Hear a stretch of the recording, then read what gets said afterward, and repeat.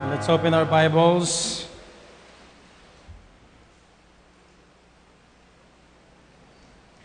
In the book of Jonah.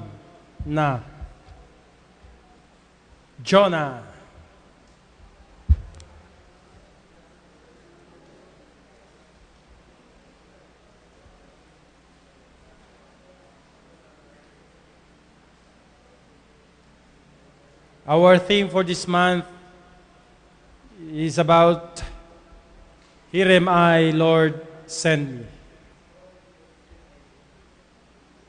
Because this is our mission month, our emphasis is about missions. So let's start in the book of Jonah.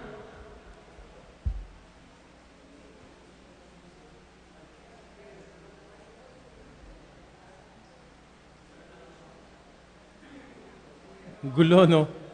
Nagkaingay eh. Hinahanap pa yung book of Jonah eh. Genesis, Exodus, Leviticus. Binibilaw pa eh, no? Yon.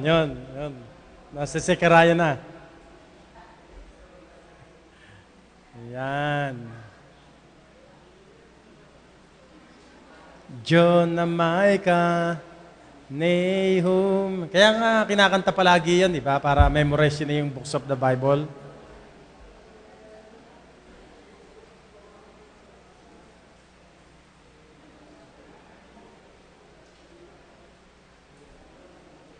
Mag-a-attest nga ako riyan. Write all the books of the Bible in order.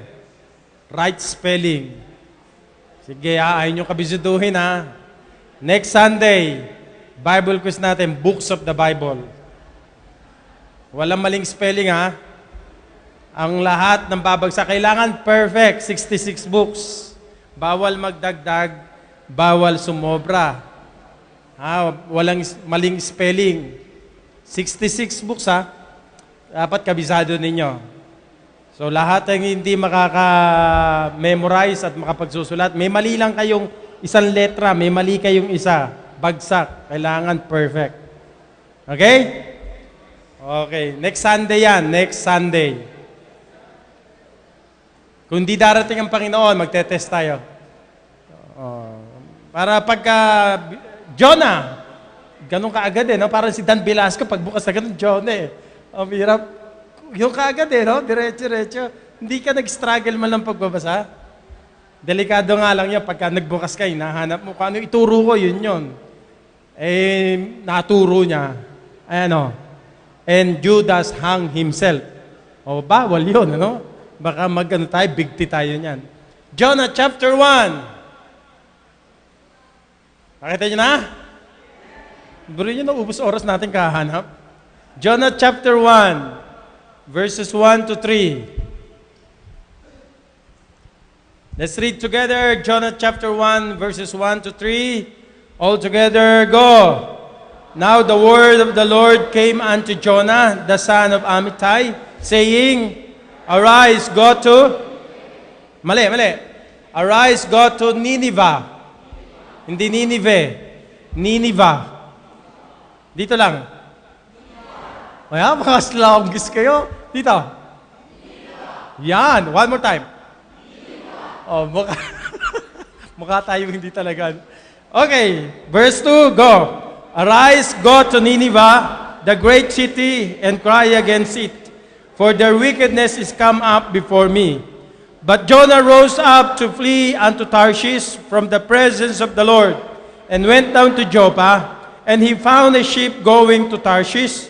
So he paid the fare thereof, and went down into it to go with them unto Tarshish from the presence of the Lord. I entitled this message, The Tragedy of Unwilling Missionary. The Tragedy of Unwilling Missionary. Lord God, sa bawat panahon, sa bawat pagkakataon, laging naghahanap ka ng mga lalaki, Panginoon, para tumugon sa iyong panawagan. Dalangin ko po sa iyo, Panginoon, na makakita ka ng mga lalaking may puso para sa misyon. At naghahanda ka, Panginoon, sa mga taong ito, Panginoon, ng mga lugar na doon sila gagawin mong missionary.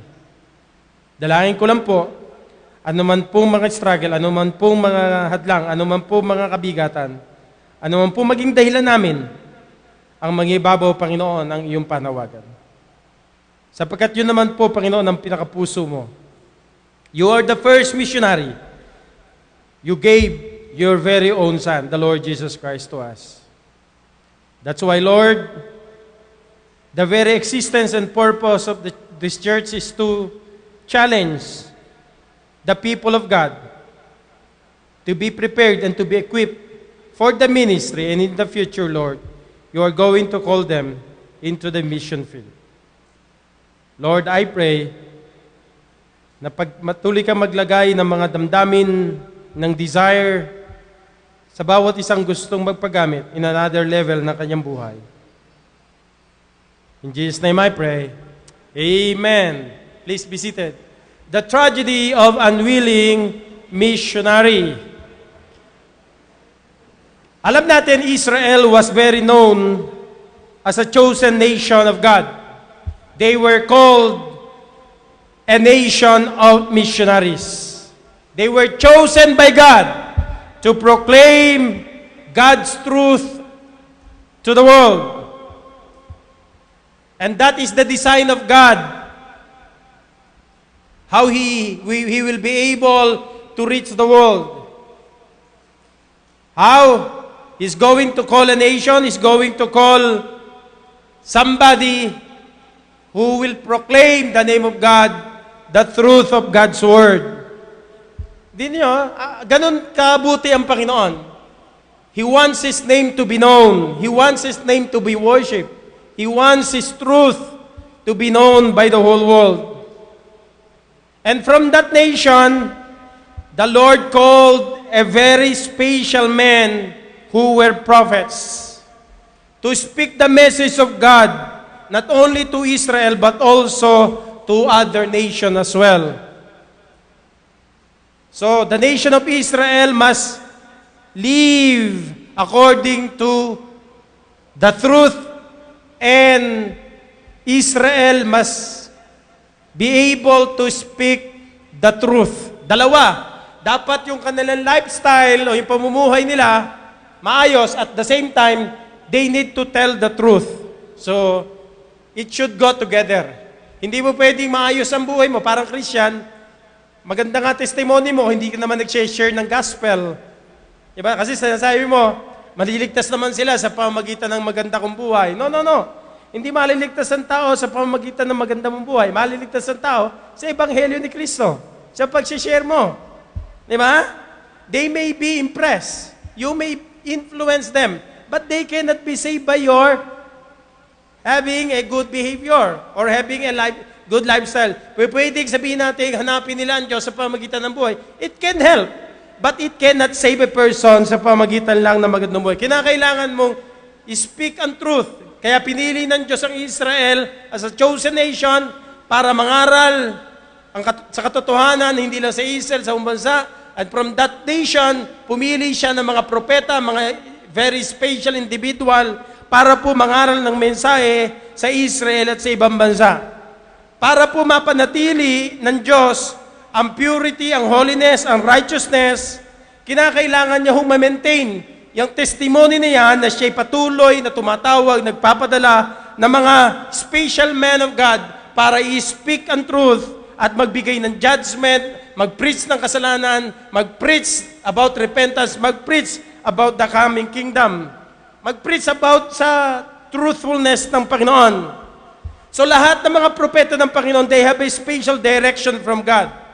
Each of them has what we call or had a varied ministry. Lahat ng mga propeta ng Panginoon yan. But directly, their calling came from God. Like the Lord does today. May kanya-kanya tayo ministry, pero lahat ng message, lahat ng calling directly from God. Di ba?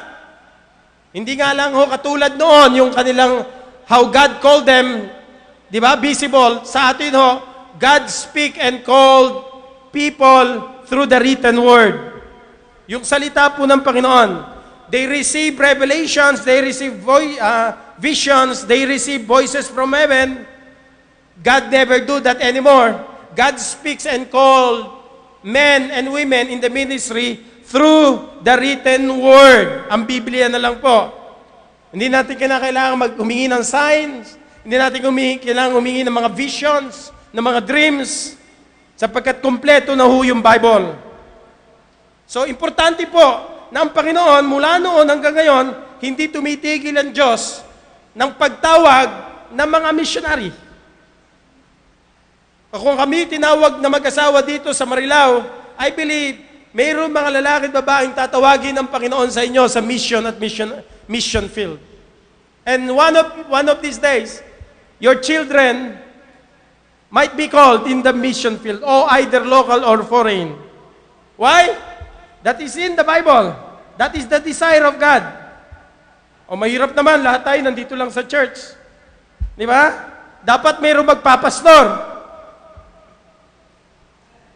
Nabibingi ko.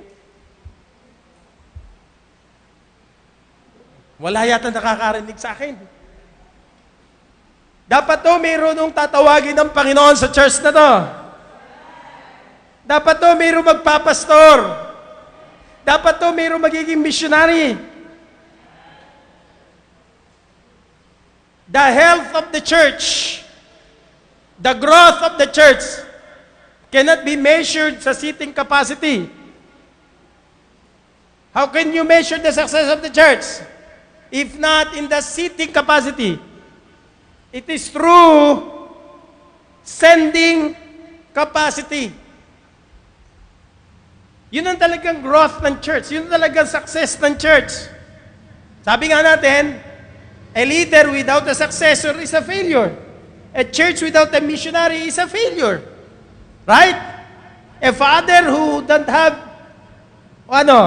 son or daughter na magfa-follow rin ng kanyang leadership is a failure.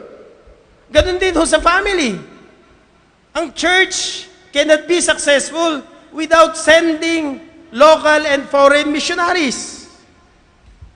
Who is the first missionary? Abraham. Abraham was mentioned the missionary prophet to his neighbors. Genesis chapter 28 verse 7. That is Abraham. Sa kanyang bansa, tinawag siya para maging propeta.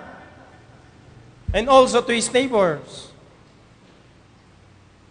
Then from Abraham, then who is the next one?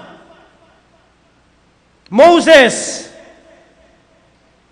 And then, later on, God called many prophets in the Old Testament. Daniel was called by God to be God's personal missionary to the courts of Babylon. Diba? Pwede pala. Pwede ka palang, ano ba yan? Nasa abroad. Nasa barko, katulad ni Brother Dan Velasco. O pwede ka palang nasa land, work sa ibang bansa, and you can be called to be a missionary.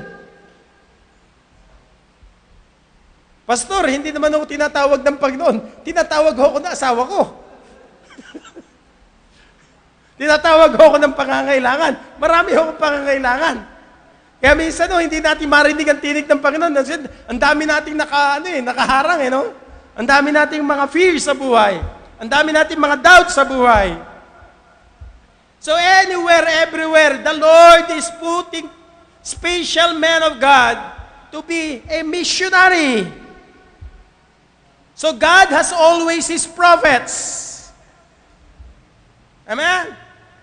To be God's voice. To be a prophet to other nation. To proclaim that there is one true God in Israel. So, hindi, bagamat iba-iba yung kanilang naging ministry, iba-iba yung kanilang naging place na pinuntahan o situation or condition, pero iisa lang yung tumawag po sa kanila, kundi lang iba, kundi ang Diyos. Di ba? There was a literary missionary. And that is Jeremiah and Isaiah. Wala silang ginawa kundi magsulat. Di ba? And this afternoon, one of the greatest prophet that many of you are familiar with is no other than but Jonah. The tragedy of unwilling missionary. Jonah is disobedient. Jonah is selfish. Jonah is sinful. Jonah has a rotten disposition. Jonah is prejudiced. Yet, by the mercy and grace of God, the Lord called him and put him and counted him faithful into the ministry. Kaya si Jonah, tinuturuan niya ho tayo about the wrong way to do thing than anyone called of God to a specific task. Kaya nga, yung panawagan ng Diyos sa buhay natin, yung layunin ng Diyos, yun ang gawin natin sapagkat yun ang God doesn't care about your prejudice. God doesn't care about your needs. God doesn't care about your problems. God doesn't care about people who offended you. What the most important thing in the Lord is, this is my calling to you. This is my ministry to you. I want you to follow me. I want you to obey me no matter what. So, hindi lang ho tayo matututo sa Kanya how not to be a good missionary, but we can learn also how God is deeply concerned for the heathen. Imagine this, God is so concerned to the heathen, to the unbelievers, to the nations who don't know the Lord, who don't know the truth. But the sad thing, Israel was unconcerned for others. So, let's look the tragedy of unwilling missionary. Let's study the life of Jonah. Okay? Number one, there are two calls and two responses in the book of Jonah. Let's take first of all the first call, the first commission. Jonah chapter 1. Now the word of the Lord came unto Jonah.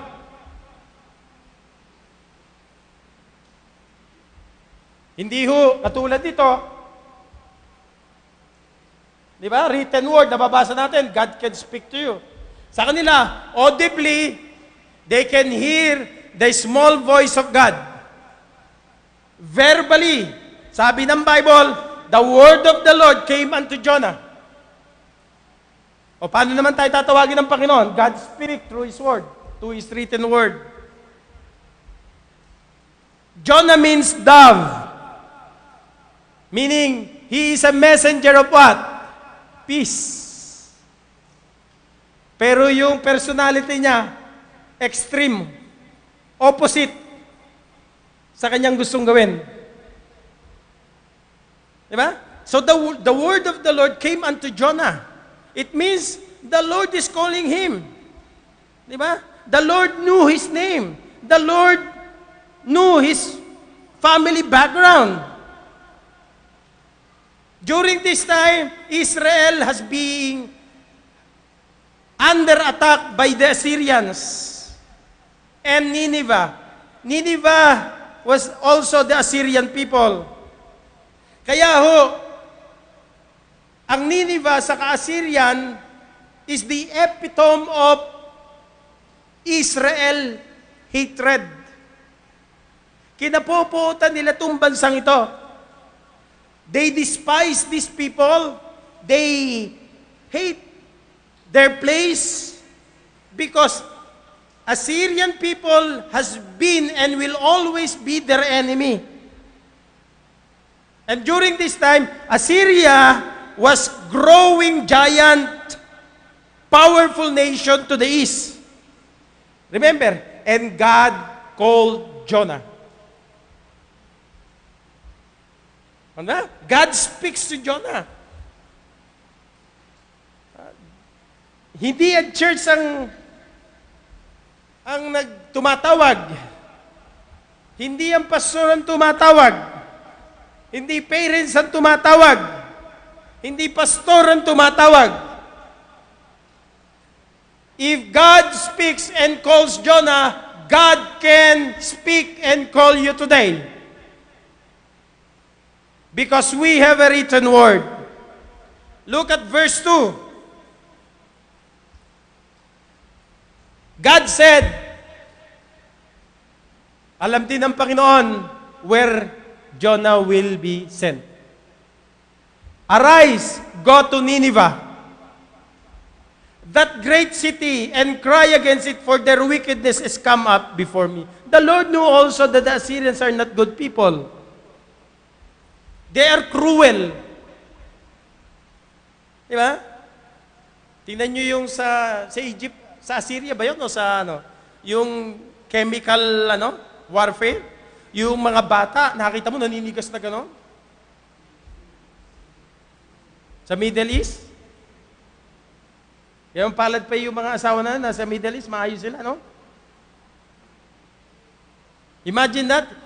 Alam nyo po, hindi baling gerahin ka na ibang bansa, wag lang kayo, nag-aaway-away. Kasi pare-pares kayong Pilipino, walang panalo ron. Lahat kayo talo. Mas mahirap po yung revolution ng kapwa mo, Pilipino, kapwa mo bansa, kesa sa ibang bansa gumigera sa'yo. Kasi yung pakikipaglaban mo sa ibang bansa, didepensahan mo yung bansa mo. Ikaw, wala kang dinedepensahan. Kaya mas mahirap po yung civil war. Kasi kayo magkakapatayan. Walang panalo, walang talo. So mahirap lalo yung kalagayan nila. Actually, Nineveh had originally built by Nimrod. What characteristic the people of Nineveh is? They are arrogant. They are proud of their achievements. The city is full of blood, full of lies, full of robbery, violence, witchcraft, and idolatry. Their soldiers were very known for their brutality and cruelty. Kaya, sabi ng Bible, God knew their wickedness. Their wickedness is come up before me. God knew the wickedness of the Ninevites. That's why God speak to him, God called him in the right place, in the right time, in the time of need. Ako'y naniniwala, hindi nagkakamali ang Diyos pag tinawag ka ng Panginoon. Ano man ang kalagayan, gaano man kasama ang bansa at ang mga tao, pag tinawag ka ng Panginoon, God knew exactly that is the best life, best plan, best purpose of God into your life. Kesa naman sa lahat, kinuha mo, pinuntahan mo, pero hindi ka naging masaya. Mas gugustuhin ko na nandoon sa sentro ng kalooban ng Diyos na ginagawa ko kung ano yung pinagagawa ng Diyos sa akin. So, being a missionary, being called by God, being a pastor is not an easy responsibility. Actually, pag nagpapastor ka na, you don't know how you will be able to make it. You know, every day, pastors who've been in the ministry, they knew exactly that they were able to stand and continue in the ministry because only by the grace of